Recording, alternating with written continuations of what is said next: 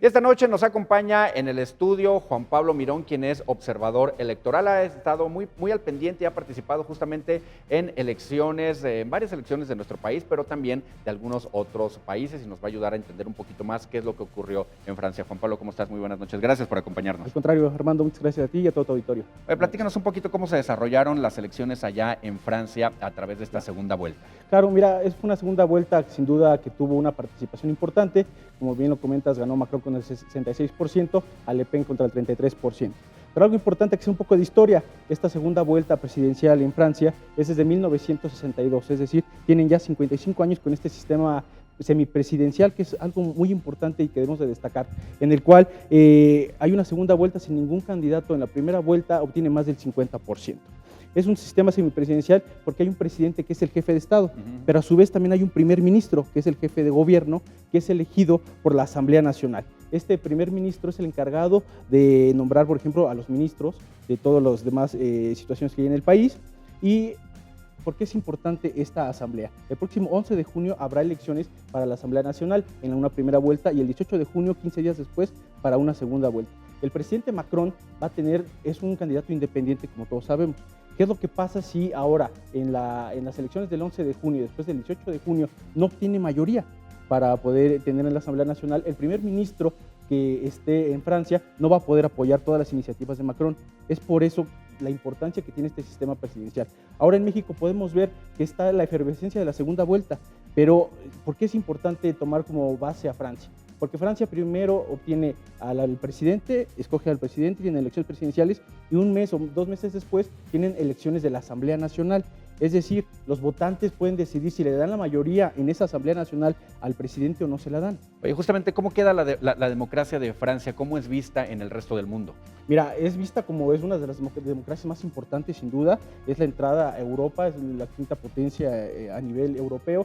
Sin duda es muy importante. Ahora, algo que queremos ver aquí en México, el día de hoy se presentó una iniciativa para la segunda vuelta con miras al 2018.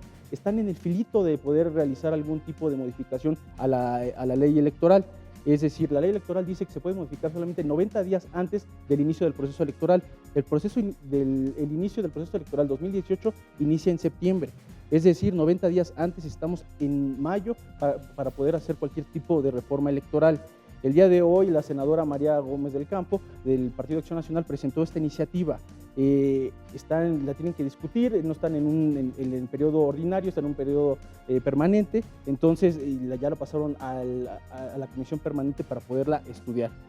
Oye, platícanos un poquito este tema de la segunda vuelta que ya ocurrió en Francia desde hace muchos años. Ahora, bueno, se menciona en México para que todos entendamos un poquito mejor, ¿no? Por ejemplo, en nuestro país, ¿no? Del 100% de los electores, si nada más va el 20% a votar y gana con el 10%, perfecto, ya ganó, y así se queda. Y a través de la segunda vuelta esto ya no puede ocurrir. Ya no puede ocurrir porque pasan los dos primeros que ganaron, los dos primeros, el primero y el segundo lugar, y son los que tienen derecho a participar en esta segunda vuelta. Ahora, hay muchas circunstancias que se tienen que tomar en cuenta. No solamente es la aprobación del Congreso de una reforma electoral, hay situaciones administrativas que tienen que tomar en cuenta. ¿Qué va a pasar? ¿Se les va a dar más dinero a los partidos para que realicen otra campaña de 15 días? ¿Cuánto tiempo después de la primera elección se va a realizar esta segunda vuelta? Son circunstancias que se tienen que tomar en cuenta, que todos los legisladores tienen que considerar, porque no es algo sencillo, es algo complicado que tenemos que ver, que no podemos decir como ahora está la efervescencia de Francia, una segunda vuelta. Recordemos que México es uno de los 5 países en Latinoamérica que no tiene segunda vuelta. Entonces, se menciona mucho, uno de los argumentos que se tiene para poder tener esta segunda vuelta es para que tenga legitimidad, que quien gane con más del 50%, como en este caso en Francia, Macron ganó con el 66% de los que votaron. Entonces, en México, en las últimas elecciones, hemos tenido presidentes que ganan con el 33%, 30%. Entonces, se busca que tenga una legitimidad y que la mayoría de los mexicanos, en este caso, voten por este candidato. Que no siempre tiene que haber segunda vuelta. Sí, desde la primera elección gana con más del 50%, bueno, pues ya se quedó como vencedor, ¿no? Así es, la propuesta es esa, que si no se obtiene el 50%, se van a una segunda vuelta entre el primero y el segundo lugar.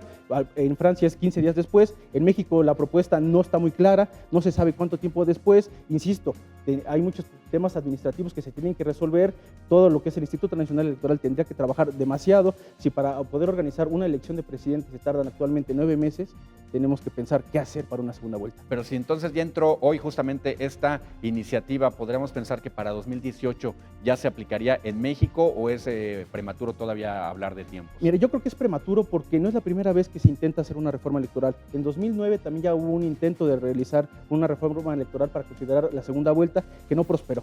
Entonces apenas se encuentra en discusión, sin duda habrá estos días de análisis por parte de los legisladores, pero yo considero que a lo mejor la propuesta debería ser de ir de lo menos hacia lo más, es decir, posiblemente en los estados, que primero se haga una segunda vuelta en las elecciones locales, intermedias para diputados, posteriormente hagamos algunas segundas vueltas para gobernador y posteriormente para presidente.